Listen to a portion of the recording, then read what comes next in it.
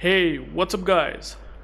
UrAvgWarGamer is back with another video of Warships, and in this video I'm going to be featuring the Tier 10 coal cruiser, the Defense. I have already talked about the ship many times that it is in fact the most expensive coal ship in the game that you will see in the armory.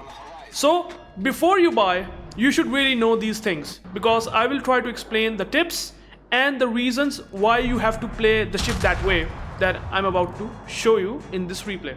Because the ship is not easy to make work for yourself, right?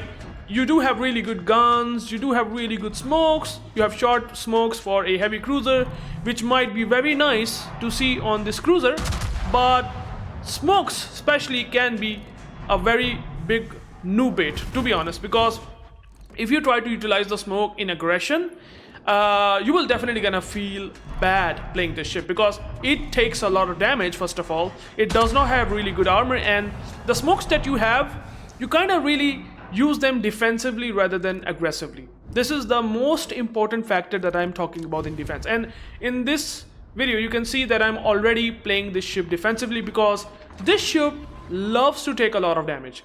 And if you really position yourself maybe around the islands, you can kind of make this ship work then pretty much sort of better. But if you try to just play open water and smoke up and then try to farm and thinking of disengaging later on, maybe something like that, well, it's gonna be a death sentence, to be honest, because the problem is that the defense does have really bad armor and the smoke does not last long and you take a lot of damage, right?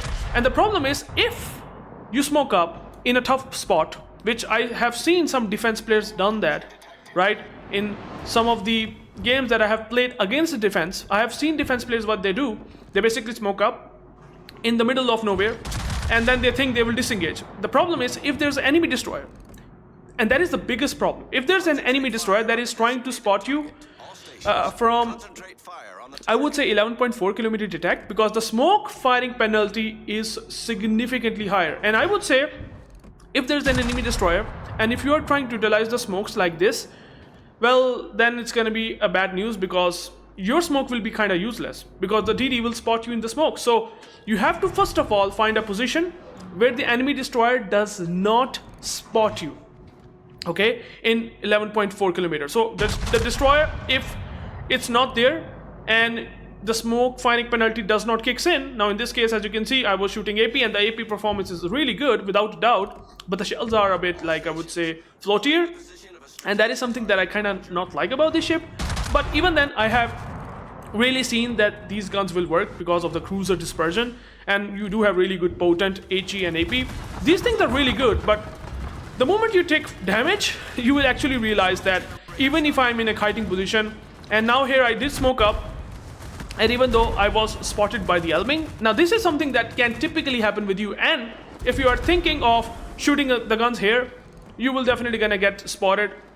The smoke firing penalty, that can be a problem, right? And you will be spotted. Now here in this case, I did a mistake. I think this is something that is pretty common and pretty much many other players, that they try to, I was really baited seeing St. Martin showing broadside, so I shoot the guns, even though I have the heals loading up, I have the DCP getting back, which I also don't have the hydro. Yes, I'm moving now, which is good, but you also don't have the smoke, because I just run out of the smoke itself. So here I can get permanent fires. This is something that you should not do. Try not to shoot the guns. I was really like eager to shoot the guns on the St. Martin on broadside. And well, it definitely hurts me, because now I am taking unnecessary damage, which I should not right now, right? The Marlboro will try to shoot the HE, and for if I don't have the DCP coming up in 10 seconds, if he get a permanent fire on me, well, then I will take extra damage. Even though I've taken an impressive 1.2 million potential, which is, I would say, pretty impressive for a heavy cruiser, and I still have 3 heals, it's still gonna be sometimes rough, right? You take a lot of damage. The good part is there is no overmatchable battleship, because the armor, the side armor is 30 millimeters, the deck armor is 40, and honestly, if you are playing in kiting, most of the time the deck armor will, I would say, sometimes work, sometimes, but most of the time it won't. And this is something that you have to be really careful with the armor. Like I'm showing quite of the side, and I mean, if you really find out the Columbos, Bungos that have really accurate guns, like the Columbo with leg mode is insane, it will just do stupid amount of damage, and then this smoke will be super handy. Play the cruiser defensively, and right now you can see here I can just sit in without getting spotted, and I can farm this Marlboro in smoke. Just find out this position. If you're able to utilize this position correctly, then you will be racking up a lot of damage. Now in this case, you will see that I will be doing okay damage in this game. And now I can just again do the same thing. I've taken some damage, but I do have improved healing, so I can heal up 13,000 HP per pop of the heal. So I can still be back. And I mean, if you do have the Andrew Cunningham, well, that's gonna give you extra heal, smoke, and hydro, which is, I would say, very nice. So play aggressively when there is 1 versus 1 situation, but play defensively almost all the time. This ship is not really good if you play aggressive. That is the biggest thing that you have to really understand. If you try to utilize your smoke in this position, like I'm doing here, you will be doing wonders. Now in this case, the San Martin can spot, the Kurfürst can spot, the Gudenliu is far away, 11.4 kilometer smoke detection. So I can just simply here farm this Kurfürst with really accurate guns, cruiser dispersion, 7.7k alpha, or I would say the damage on the Kurfürst, he DCP. And since the Dalarna, well, the best thing is that there is a DD. If there is a DD that is trying to help spot the battleship, now in this case, if you smoke up, no one will spot this Kurfürst, right? Or any other cruiser. In this case, the Dalarna is. So that's also the key thing. If you have a DD, that is also important. If you don't have a DD, then I think smoking up will be just not gonna help a lot, because then the battleship will get unspotted if there is no one, I would say, spotting, like in the case of Kurfürst. Like I think in this case, the Kurfürst is getting spotted by the Dalarna. So this is something that you have to be very careful. So before you buy, you have to play this defensively. This is the very key thing that I have to say to everyone. And I have played this ship, I have to really play this defensively. Otherwise, you will struggle. Now in this case, you know that there's a Kurfürst, and well, notice that Kurfürst is behind the island. So I was thinking that I can smoke up and can still be fine because the Elbing is not trying to spot. So, and the smoke firing penalty does not kick in, and then you can utilize the smoke defensively. So I don't need to play aggressive. I will smoke up maybe here. I was waiting for the bloom of my guns to just calm down, like it's 20 seconds bloom. So now I can smoke up. And I was also confident that there was the Elbing that I see around the middle of the AB cap. And notice the guns will just gonna rack up a lot of damage. Yes, against the heavy cruisers that have like vulnerable citadel, you will do a lot of damage because you have improved pan angles, like really good pan angles, like Des Moines levels of pan angles. It's crazy. Yes, but sometimes I still felt the guns to do trollish things against the Petro, or I would say the Novosibirsk, something like that. If there is a cruiser that has like really thick sort of armor, like maybe the Kronstadt or something like that, I have sometimes felt that their thicker armor sometimes can troll the defense guns. Like you get full pens, like in the case of Annapolis, it has spaced armor. I find that it takes damage, but it gets full pens rather than citadels. Sometimes, most of the time, you get citadels, but you can get trolley, sort of damage. You don't get citadels. Sometimes it does happen, but something that I just tell you in this case, right? Right now, you can see here that I do not want to take fire damage, so I can always just disengage because the detection of the defense is like 10.1 kilometer. So just play passive and in kiting, right? And smoke up when you definitely need that. Like if you need that smoke and if you want to disengage, sure, don't shoot the guns if there's a destroyer. Okay, if there's an enemy destroyer that can smoke detect you, then just don't shoot the guns. Then disengage and run away as fast as possible. And don't play aggressive. Don't play bowing in. This is the very important thing.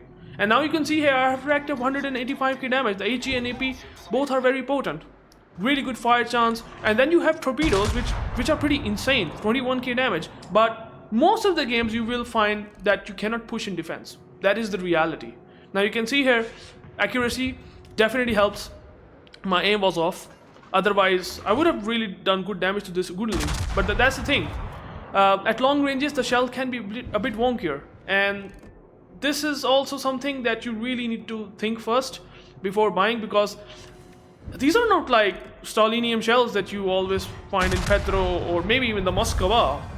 So yeah, they can take time, but they do hurt. They do hurt with HE and AP without a doubt, and you do have quite decent HP without a doubt. But even then, you have to play it very careful. Now this is the first replay, and you can see here that I have played most of the time, or I would say almost all the time, passively in kiting, because this is what you have to do in defense. This is how this cruiser works a lot.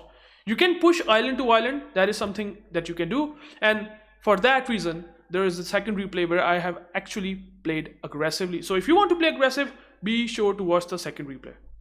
And you can see here, not super duper sort of base XP. The Delana played really well. He was actually spotting a lot for me. So the spotting damage goes to the Delana, and that's why you might see the Chikuma 2 and Delana both are on top. I mean, Chikuma 2 also spot with the planes and also have some good armaments like the torpedo. So that's the reason why they should be up. But they played well. Well done to them. Now you can see here, did pretty decent damage to basically the ships that I'm farming. And you can see I could have done more damage to the Elbing, but yeah, that is what you can really do if you know what this ship can with the guns. So yeah, let's go to the second replay. Okay, so this is the second replay in which I will try to showcase you how to play this ship aggressively. Now, to make this ship work aggressively, you have to really find out two key things. Whether there is the destroyer on the flank. If there is not, you can push. And whether there is overmatchable battleship guns or not. If there are some overmatchable battleship guns and there is something like maybe a cruiser, although the defense can spot for himself, almost all the cruiser, it does have really good detection for that. So you don't have really a problem outspotting a cruiser most of the time, unless it's Minotaur or maybe the Sevilla. Those ships in kiting can be a problem, especially the Sevilla, because Sevilla can definitely smoke up and also farm the same way that the defense does, but in a way better, style. So I'm gonna do the same thing. I know there's a DD and I have to speed juke here because I don't exactly know where the battleships are, so I will try to just slow down. And you can see here that the Libertad shot the guns, but well, sometimes if you do these sort of things like the speed juking, it works pretty nicely. Most of the battleship does get caught off guard that I just slow down. So that is something that you can do while trying to kite out. So a very nice tactic, I must say, that you should really try to adapt if you are bowing in and just try to kite away. Now in this case, I probably would like to disengage, but now I just realized there's a lightning, so I will try to shoot the guns in the smoke, even though the smoke firing penalty does kick in, but I'm in kiting position. So I shouldn't be having a problem, right? And now I've seen there's a mains who is also broadside, but unfortunately I don't have the main battery reloader. I would say the skill that just reloads it quickly, the AP shells from HE, so I have to switch to HE and just shoot the guns, the HE shells that way. But yeah, I did like pretty decent damage, and you can see here that's the problem with the smoke firing detect, right? And now if I would be in a bow in position in the defense, I would be in like a huge grave trouble. I have the hydro, but the good thing is that the Groningen is trying to spot the lightning, and I just shoot the guns. And you can see here the accuracy is so good with the cruiser dispersion that even though the Groningen was absolutely throwing his ship by getting into the radar of Seattle, which I'm sure that he gets into the radar of Seattle, I have to kill this ship, lightning. And well, I'm reversing, so I just decide to keep reversing. I will take one top, but to the stern, and that could be not a big of a problem, right? I should still gonna be having enough HP. So I want to kill the lightning because this will spot us and not let us push, because the spotting will be a problem, right? Then anyone can just farm you, and you have to just smoke up for that. But I do not want to be in this situation where the lightning will spot like this. So I just smoke up and disengage like this so that I don't get permanent fire. In this case I was a bit lucky, but I know that if I don't smoke up, maybe I will take more damage. So I just utilize the smoke to like get out of jail free card. So in this case there's a Libertad, and you will see here that I will face him, and it's not gonna be easy, but I saw that there's the FDG, Frederic Grosse, actually decided to push. Now there's a good way to push. I know that the mains and Seattle will have difficulty spotting me. Like the Seattle has almost around maybe 9 point something or maybe 10 kilometers detection, so I can very much have a good possibility of spotting him. Or I'm not going to say outspot the Seattle, but very close. I will spot him in return if he spots me. On the other hand, I can definitely spot the mains. So my 10.1 kilometer concealment can be a good way to push with the FDG, and if there's any situation arises with the Libertad push, I can smoke up and maybe try to go behind the island. Now in this case, I have this support, and that's why I'm pushing. I will never push unless I have the vision, which right now in this case we don't have, but there's a Frederick Grosser that's gonna help us. And I can tell you he is gonna take a lot of damage. He will die, and the Libertad will kill him rather than me, which will gonna be beneficial for me. But this game will be a loss, unfortunately. But you will still see that you can play aggressive, but it's not easy, especially against with the Libertads or secondary battleships. You will take huge damage, but you do have smoke, and then you have to utilize it very, very wisely and precisely. Well, and you can also see in the later part of the game that I will try to utilize the torpedoes on a battleship soon enough. And you can see here, there's the Seattle that is trying to form the FDG.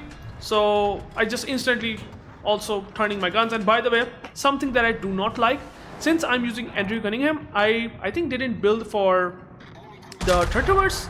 I think I haven't built for the third traverse because I'm using this, you know, I would say the commander skills, particularly for the other skills, right? I'm not using the third traverse because I'm using that on Belfast, and Belfast does not utilize the third traverse that much. Like, you don't need third traverse on the Belfast or Belfast 43, so that's why I don't have that good third traverse. It does have that okay third traverse, which I'm not a big fan of. This is also one thing that I don't like.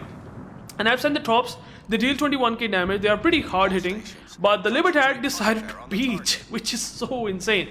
So I just realized that his secondaries are focusing towards the FDG, so why not I shoot the Libertad? And here comes the troll armor of the Libertad, and that floatier shells a lack of pen. I got non-pen and torpedo protection in. So yeah, that can be a problem. Now I realize this that the Libertad does not take damage like this, so I just decided to shoot on the upper belt. Now here in this case, I should utilize the smoke defensively. Again, something that I am contradicting with, but the problem is there's the FDG that is soaking up damage for me. So I decided, I know that the FDG will die, and here's a bit of a trick that you can also do against the Libertad. By the way, this is the most valuable trick that I don't think so anyone will tell you, but I have really tested it myself a lot of times against the Libertad. And if the Libertad gets, I would say, show its stern like this, the way he's showing the stern, I'm telling you, you will most likely going to get settled like this. Like, I was so happy, man, killing the Libertad by shooting at its stern, man. I have done that many times in Stalin, by the way. This is one of the weaker spots, and also the bow, a bow-in situation. If you can overmatch the bow, like with the Yamatos, you can definitely get pretty consistently citadel. So the ass and the bow, yeah, that you can also utilize. Now here in this case, I managed to kill the Libertad. I was lucky enough, I got the citadels, but now here's the problem. I want to push in again. There is no overmatchable battleship, but the Veneto can sap me, which by the way will pen if he hits a lot of them, and so I have to be very careful. So again, the same thing, I have to be careful enough not to die, utilize the smoke, and if you are playing aggressive, then you have to be very, very careful. You cannot really risk a lot, like pushing crazy. Now in this case, you know, there's a Seattle, so I just not shoot the guns until I get the cap. That's very important. And now I shoot the guns because, well, the Seattle is a very, very I would say interesting target to get citadels. But unfortunately, the guns does sometimes troll like this, like or my aim does troll me. So I just decided to aim, and he accelerated it very quickly, which I was not anticipating. But even then, I got citadel, which is pretty nice. So it did 14k damage. I sent the torpedoes from both sides, which is kind of the benefit that these torpedoes have really weird sort of firing angles. So I'm trying to just kill the Seattle. With improved pen angles, you will do massive damage. He was trying to utilize all the guns, and that's why he has to show a lot of broadside. So this is actually a death sentence to Seattle. And I don't think so you can overmatch 25mm armor of the Seattle with the 357mm guns. But at least what I did here is somewhat decent. I think I was thinking of Seattle to die, right? And I smoked up because of that, right? I just DCP the fire, so I know I don't want to get permanent fire. So I thought that Seattle will die with my last salvo, but he didn't. And I then get permanent fire. So this was a mistake. I should have waited for the Seattle to die and do not let the fire, I do not let the first fire DCP. This is actually a problem. So for example, if you do this in the smoke and smoke fire penalty kicks in and the fire runs, you lose a lot. Even though it was still not bad because there are not a whole lot of other ships. So I can just DCP and only have taken 30 seconds of fire duration roughly. So I'm pretty okay. So this is how I play aggressive. I know there is 1 versus 1 situation and I can just try to just utilize the benefits that I'm having against all the ships out there. Even though we are losing this game, I decided to wait. And now, by the way, I have the RPF of defense because I have Andrew Cunningham that I'm using on Belfast 43. But it's kind of helping me here a lot as well because, well, from the ASW strike, I know there's the battleship. It's very close, and also from the RPF, I know he is basically exactly like there.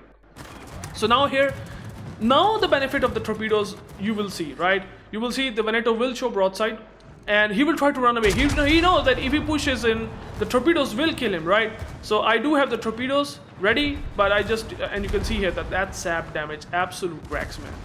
That is the problem. But then I realize he's trying to turn out. So I'm just gonna send the tops and I will basically barely clip the guy, and you can see here that third traverse is atrocious, and I was trying not to take the damage, but I was like turning in too much, only to just realize that there will be a Vladivostok that just get my broadside and actually will kill me. So I should have sent my torpedoes, which I didn't. I was trying to turn in as fast as possible, but God bless this I would say rudder shift and the turning circle of the defense. Yeah, I just managed to get myself almost death struck. So playing aggressive is possible, but you have to be like 1 versus 1. If you are getting spotted by a destroyer, there's a destroyer that is trying to farm you in kiting position, and there's a cruiser maybe at 10 line, then it would be entirely different. It would be an entirely different situation. Then I would possibly not going to push because I will have just farmed to death by those cruisers. So again, I will go to the team score, and well, these 2 videos will help you to understand that how you can play defense aggressively or either defensively. And as you can see, the game ends. It's in defeat. Did still pretty decent damage, 4 kills. I would have really taken down the Vladivostok with him broadsiding, but man, could have sent the torps, but I just thought that I will be able to turn in and can utilize my guns and just send the torpedoes later on when he will be closer. But unfortunately, that is also one of the things that it is very sluggish and sort of very difficult to maneuver, to be honest.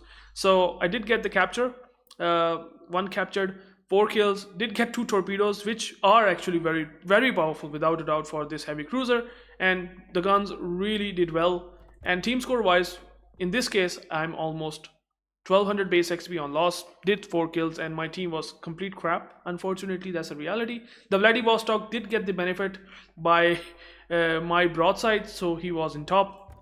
But yeah, this is the way to play the defense, aggressively and passively. Yeah, I was lucky against the Libertad, but I could have smoked up and just run away, and maybe it would be difficult because of the secondaries could be very devastating, but I was having the FDG helping me a lot, soaking up that damage that helped me to push. So if you know these things, if you can understand these sort of situations, you can really make this ship work. So thank you guys for watching. I hope you get some value, and if you do, please let me know in the comments, and I would like your feedback. Will you spend 415,000 gold? And by the way, the captain skills and upgrades are going to be in the link of the video description, so do not miss out that. And that's my Andrew Cunningham captain, so definitely use that. Peace out.